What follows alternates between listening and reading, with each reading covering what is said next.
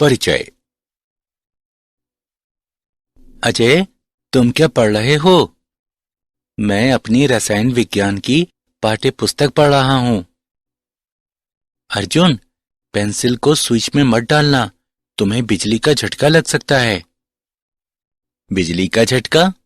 लेकिन क्यों?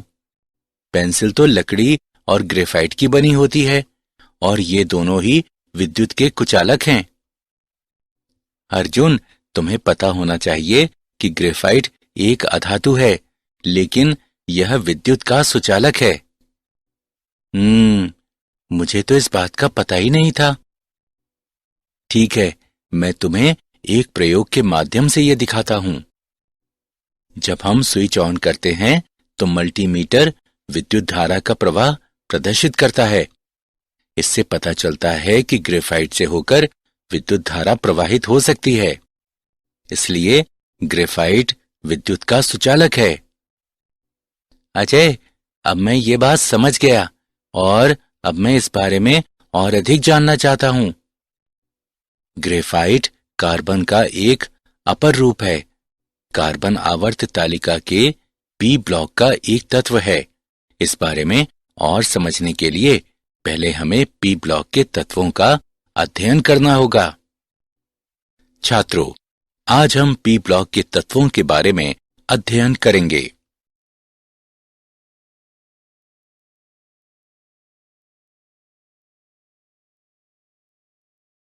उद्देश्य। इस पाठ के अंत में आप निम्न करने में सक्षम हो जाएंगे। पी ब्लॉक के तत्वों को परिभाषित करना, अक्रिय युग्म प्रभाव को परिभाषित करना, समूह 13 के तत्वों को समझना, समूह 13 के तत्वों के भौतिक तथा रासायनिक गुणधर्मों को विश्लेषित करना, बोरान के असंगत व्यवहार की व्याख्या करना, बोरान के यौगिकों का विश्लेषण करना, समूह 14 के तत्वों को समझना, समूह 14 के तत्वों के सामान्य अभिलक्षणों का वर्णन करना, समूह 14 के तत्वों के भौतिक एवं रासायनिक गुणधर्मों का विश्लेषण करना, कार्बन के अपर रूपों को जानना, कार्बन तथा सिलिकॉन के कुछ महत्वपूर्ण यौगिकों का विश्लेषण करना।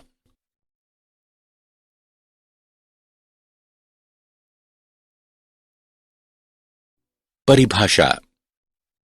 आवर्त तालिका में समूह 13 से 18 तक के तत्व सामूहिक रूप से पी ब्लॉक तत्व कहलाते हैं। Boron, carbon, nitrogen, oxygen, fluorine तथा हीलियम इन समूहों के शीर्ष हैं। इन तत्वों का सामान्य इलेक्ट्रॉनी विन्यास ns2np 1 से 6 होता है। इनमें इनके वाहितम कोश के पी कक्षकों में अंतिम इलेक्ट्रॉन होता है।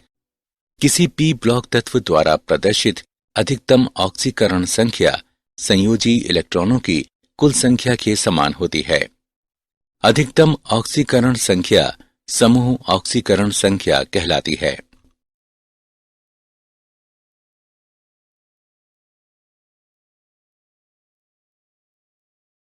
अक्रिय युग्म प्रभाव। अक्रिय युग्म शब्द को सबसे पहले नेविल सिडविक द्वारा प्रस्तावित किया गया। अक्रिय युग्म प्रभाव वाहितम इलेक्ट्रॉनों की पारगमन पश्चात धातुओं की यौगिकों में अनयानीकृत या बिना साझा हुए बने रहने की प्रवृत्ति होती है। अक्रिय युग्म प्रभाव शब्द को प्रायः ऑक्सीकरण अवस्थाओं के बढ़ते स्थायित्व के संबंध में उपयोग किया जाता है, जो समूहों 13, 14, 15 तथा 16 के गुरुतर तत्वों के लिए समूह संयोजकता से 2 कम होती है।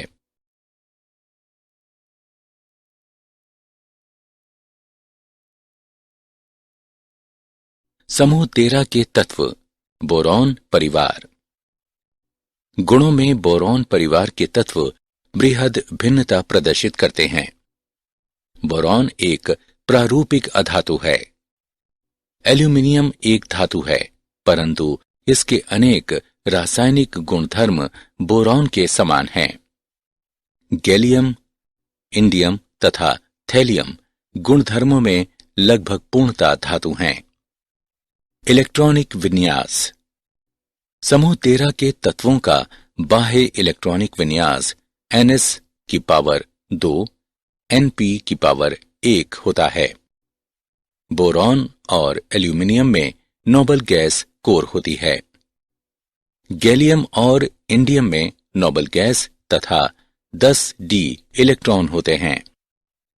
थेलियम में नोबल गैस तथा 14f इलेक्ट्रॉन और 10d इलेक्ट्रॉन कोरें होती हैं।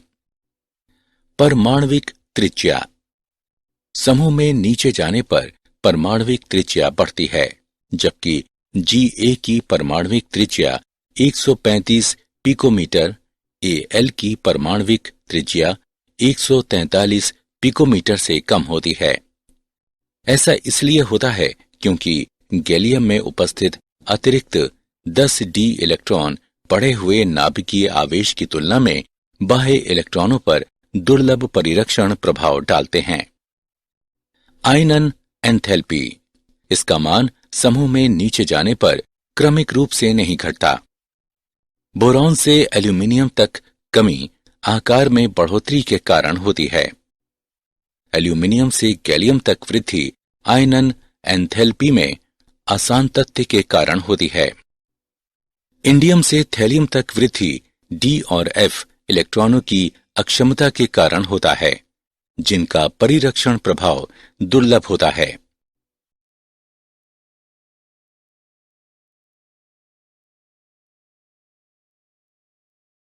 समूह 13 के तत्वों के भौतिक गुणधर्म। तत्वों का क्वथनांक समूह में नीचे जाने पर घटता है। तत्वों का घनत्व समूह में नीचे जाने पर घटता है। तत्वों का गलनांक समूह में नीचे जाने पर पहले घटता है और बाद में बढ़ता है। बोरॉन में सर्वाधिक विद्युत ऋणात्मकता होती है। एल्यूमिनियम से थैलियम तक विद्युत ऋणात्मकता बढ़ती है। बोरॉन एक अधातु है, जबकि एल्यूमिनियम, गैलियम, इंडियम, थैलियम धातुएं हैं।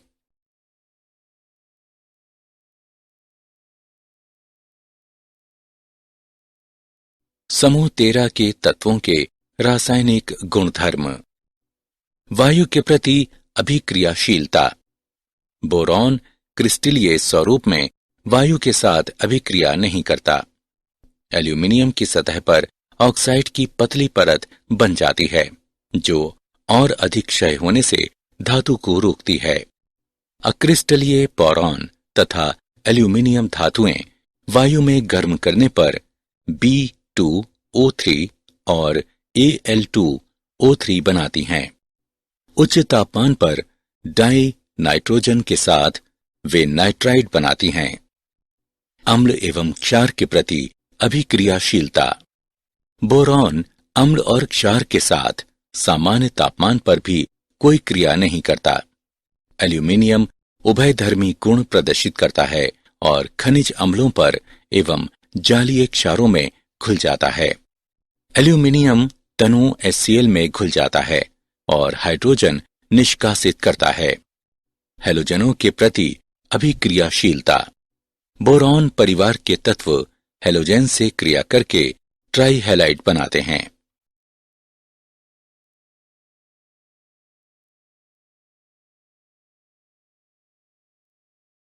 बोरॉन का असंगत व्यवहार। कुछ धात्विक गुण होने पर भी बोरॉन एक अधातु है। इसमें धन विद्युतीय गुण होता है। बोरॉन त्रिसंयोजक यौगिक बनाते हैं। ये NaOH विलयन के साथ उबालने पर हाइड्रोजन को मुक्त करता है। बोरॉन के बाइनरी यौगिकों को बोराइड्स के नाम से भी जानते हैं। बोरॉन ट्राइफ्लोराइड लुईस क्षारों जैसे कि NH3 के साथ आसानी से अभिक्रिया करके बोरॉन के परितः अष्टक पूर्ण करता है।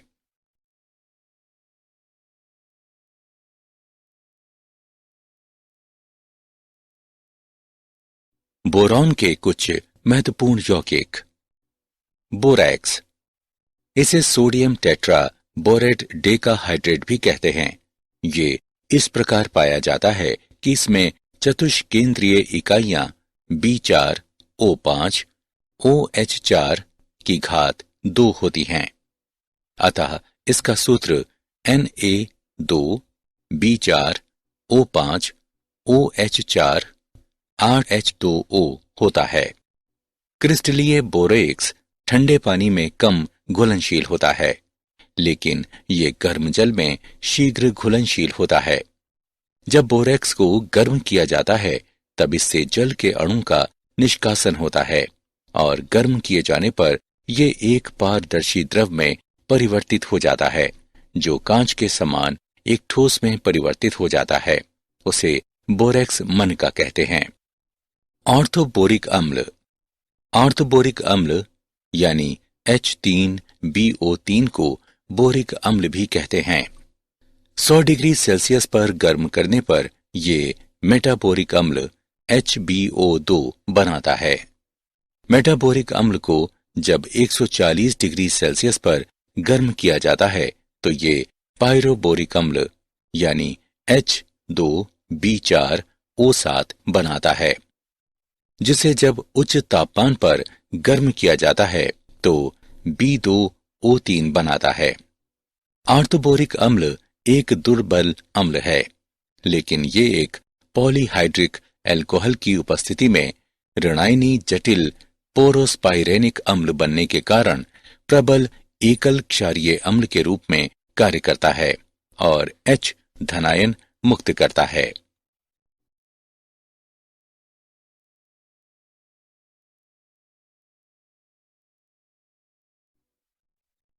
उदाहरण। आइए एक उदाहरण देखते हैं। क्या होता है जब बोरेक्स विलयन को अम्लीकृत और बोरिक अम्ल को गर्म किया जाता है? आइए समाधान देखते हैं। जब बोरेक्स विलयन को अम्लीकृत किया जाता है तो बोरिक अम्ल बनता है। जब बोरिक अम्ल को गर्म किया जाता है तो बोरॉन से सक्रिय ऑक्साइड बनता है।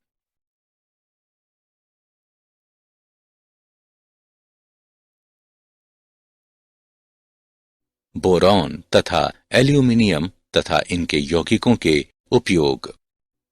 बोरॉन का प्रयोग बहुत से सफाई के उत्पादों, डिटर्जेंट और विरंजकों में किया जाता है। कांच और सिरेमिक बनाने में इसका प्रयोग किया जाता है। बोरोसिलिकेट कांच में तापीय आघात के प्रति उत्तम प्रतिरोध होता है। बोरॉन फिलामेंट प्रकाश के रूप में और उच्च सुदृढ़ सामग्रियां वैमानिकी संरचनाओं में उपयोग किए जाते हैं। बोरॉन कार्बाइड शील्ड का प्रयोग नाभिकीय रिएक्टरों में नियंत्रक छड़ों के रूप में किया जा सकता है। कम घनत्व तथा सुदृढ़ता एल्यूमिनियम को विमान, हल्के भार वाले वाहन तथा सीढ़ियां बनाने के लिए आदर्श सामग्री बनाते हैं। क्षारण प्रतिरोधी तथा कम घनत्व के कारण इसका उपयोग हरित गृहों एवं खिड़कियों के फ्रेमों में किया जाता है। ऊष्मा का अच्छा सुचालक होने के कारण इसका उपयोग बॉयलरों, कुकरों और पकाने के अन्य बर्तनों में किया जाता है। आसान ढलाई एल्यूमिनियम को पेय पदार्थों के डिब्बों तथा छत डालने वाली सामग्री का अच्छा घटक बनाती है।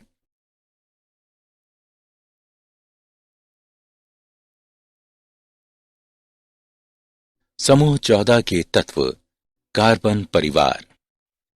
कार्बन मानव शरीर में दूसरा सबसे प्रचुर तत्व है। ये पृथ्वी की भूपर्पटी में प्रति मिलियन लगभग 320 भाग के रूप में बहुतायत से पाया जाता है। ये स्वतंत्र अवस्था में हीरा, ग्रेफाइट और कोयले में मिलता है। सिलिकॉन पृथ्वी की भूपर्पटी पर पाया जाने वाला दूसरा अति बाहुल्य तत्व है और प्रकृति में सिलिका और सिलिकेट्स के रूप में उपस्थित है। जर्मेनियम केवल सूक्ष्म मात्राओं में ही उपस्थित रहता है। टिन मुख्यतः कैसिटेराइट यानी SnO2 के रूप में पाया जाता है। लेड मुख्य रूप से गैलेना PbS के रूप में मिलता है।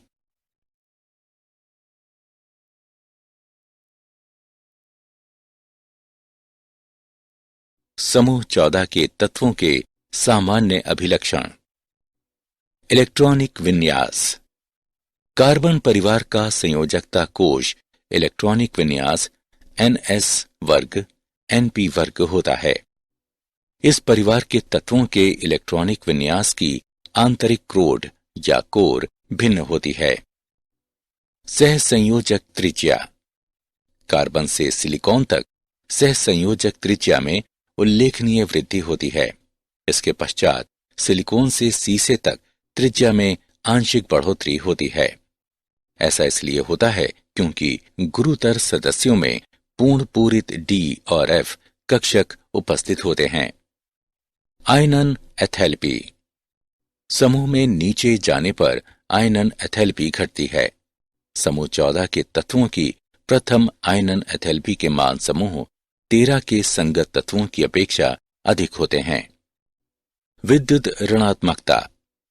छोटे आकार के कारण समूह 14 के तत्वों की विद्युत ऋणात्मकता का मान समूह 13 के संगत तत्वों की विद्युत ऋणात्मकता के मान से थोड़ा अधिक होता है। सिलिकॉन से सीसा तक तत्वों की विद्युत ऋणात्मकता का मान लगभग समान होता है।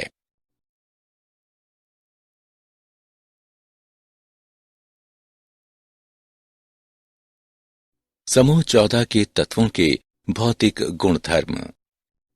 समूह में नीचे जाने पर धात्विक लक्षण बढ़ता है। कार्बन और सिलिकॉन में वृहद आणविक जालक से टिन और सीसे में वृहद धात्विक जालक तक संरचनागत परिवर्तन होता है। समूह में नीचे जाने पर आबंधन में सहसंयोजी से धात्विक तक परिवर्तन गलनांक, क्वथनांक तथा प्रथम आयनन ऊर्जा में घटोतरी का कारण बनता है। समूह में नीचे जाने पर बढ़ता धात्विक गुण घनत्व तथा चालकता में सामान्य वृद्धि का कारण बनता है।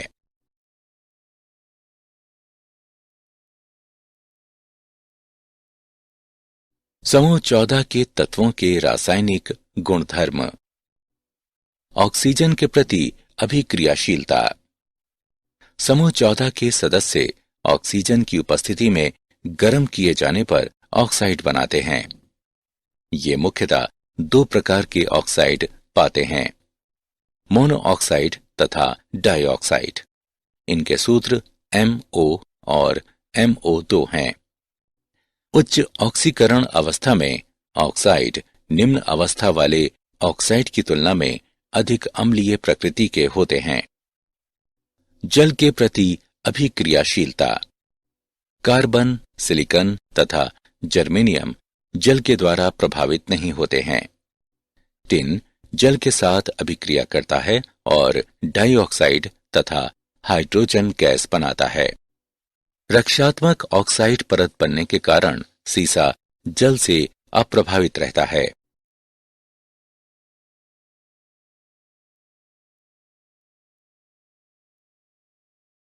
कार्बन का असंगत व्यवहार।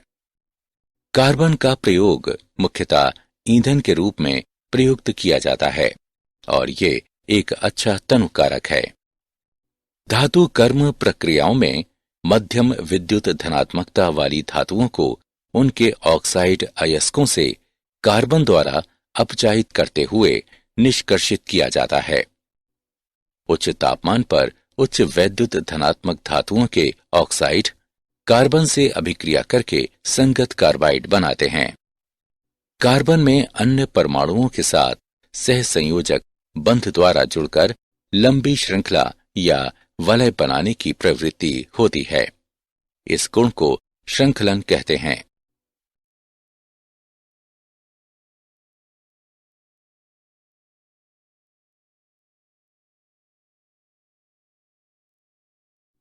कार्बन के अपर रूप। ग्रेफाइट। ग्रेफाइट में प्रत्येक कार्बन परमाणु 3 अन्य कार्बन परमाणुओं से जुड़कर sp2 संकरण द्वारा द्वितलीय षटकोणीय वलय संरचनाएं बनाता है। इन दोनों परतों के मध्य आकर्षण बल होता है, इसलिए ग्रेफाइट मुलायम होता है और चाकू से काटा जा सकता है। प्रत्येक परत को अन्य पर खिसकाया जा सकता है, जिससे ये चिकना बनता है और शुष्क स्नेहक के रूप में उपयोग किया जा सकता है। ग्रेफाइट में प्रत्येक कार्बन परमाणु एक स्वतंत्र इलेक्ट्रॉन रखता है जो इसकी चालकता के लिए उत्तरदायी होते हैं। हीरा।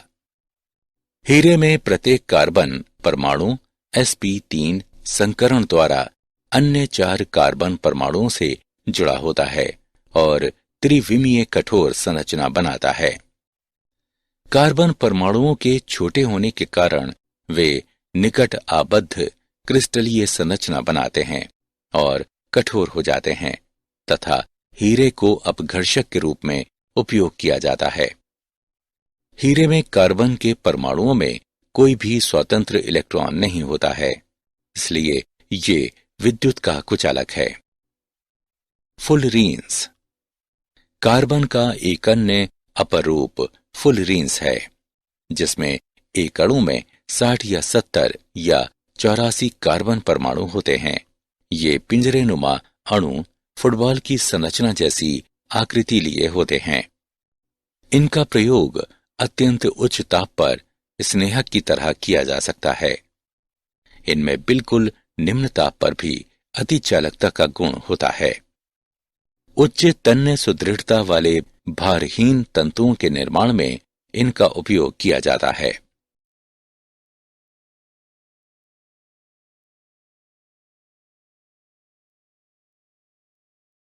कार्बन के कुछ महत्वपूर्ण यौगिक। Carbon monoxide. कार्बन मोनोऑक्साइड सामान्य ताप पर सांद्र H2SO4 पर फार्मिक अम्ल को मिलाने से बनता है। इस तरह विरचित कार्बन मोनोऑक्साइड को कास्टिक सोडा विलयन से गुजारा जाता है और फिर P2O5 पर से प्रवाहित करते हुए शुष्क किया जाता है। इसे ऑक्सैलिक अम्ल के साथ सांद्र सल्फ्यूरिक अम्ल की क्रिया द्वारा भी बनाया जा सकता है। कार्बन मोनोऑक्साइड एक रंगहीन दहनशील गैस है। ये एक उदासीन ऑक्साइड है, परंतु उच्च दाब और उच्च ताप पर यह एक अम्लीय ऑक्साइड की तरह व्यवहार करती है। कार्बन मोनोऑक्साइड ऑक्सीकारक तथा अपचायक दोनों रूपों में क्रिया कर सकते हैं। कार्बन मोनोऑक्साइड में कार्बन की ऑक्सीकरण संख्या ×2 होती है। Carbon dioxide. कार्बन डाइऑक्साइड को कैल्शियम कार्बोनेट पर तनु हाइड्रोक्लोरिक अम्ल की अभिक्रिया द्वारा बनाया जाता है। कार्बन डाइऑक्साइड एक अम्लीय ऑक्साइड है तथा द्विक्षारकीय अम्ल की तरह क्रिया करती है और 2 प्रकार के लवण बना सकती है। उच्च ताप पर कार्बन डाइऑक्साइड एक ऑक्सीकारक के रूप में कार्य कर सकती है।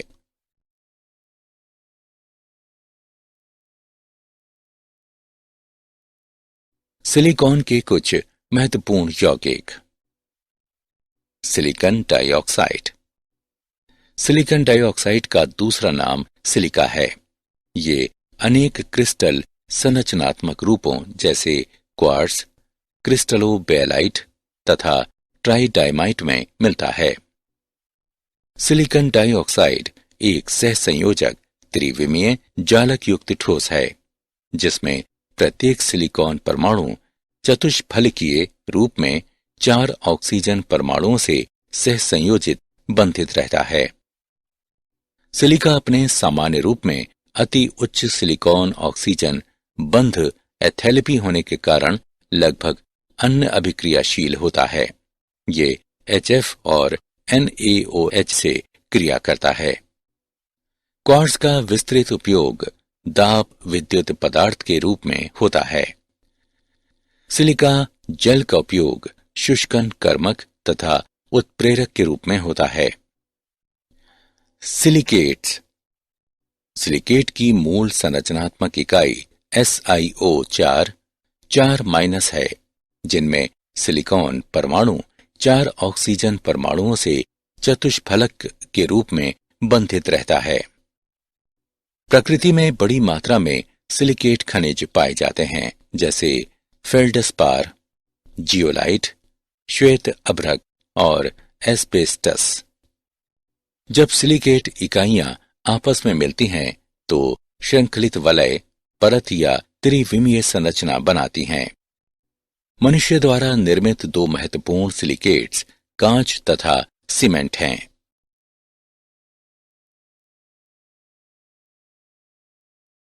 क्या आप जानते हैं, कार्बन मनुष्य को लगभग 3750 ईसा पूर्व से ज्ञात है।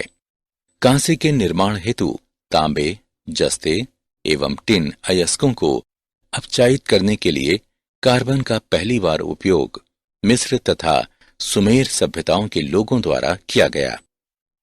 बोरॉन सभी हरित पादपों का अनिवार्य पोषक तत्व है।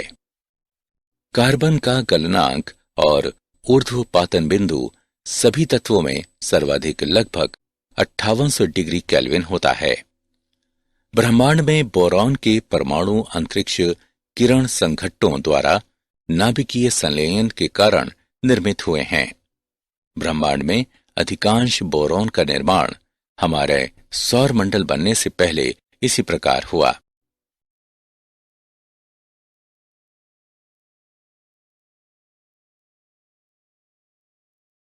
सारांश। आइए हमने जो कुछ सीखा है उसे संक्षेप में दोहराएं। आवर्ती सारणी में 13 से 18 समूह के तत्वों को सामूहिक रूप से पी ब्लॉक तत्व कहते हैं। अक्रिय युग्म प्रभाव बाह्यतम इलेक्ट्रॉनों की संक्रमण पश्चात धातुओं के यौगिकों में अनियायनीकृत या बिना साझा हुए बने रहने की प्रवृत्ति होती है। 13 समूह में बोरॉन एक अधातु है, जबकि एल्यूमिनियम, गैलियम, इंडियम और थैलियम धातुएं हैं। एल्यूमिनियम उभयधर्मी गुण प्रदर्शित करता है और खनिज अम्लों एवं जलीय क्षारों में घुल जाता है। कार्बन मानव शरीर में दूसरा सबसे प्रचुर तत्व है। ये पृथ्वी की भूपर्पटी में प्रति मिलियन लगभग 320 भाग के रूप में बहुतायत से पाया जाता है। यह स्वतंत्र अवस्था में हीरा, ग्रेफाइट और कोयले में मिलता है।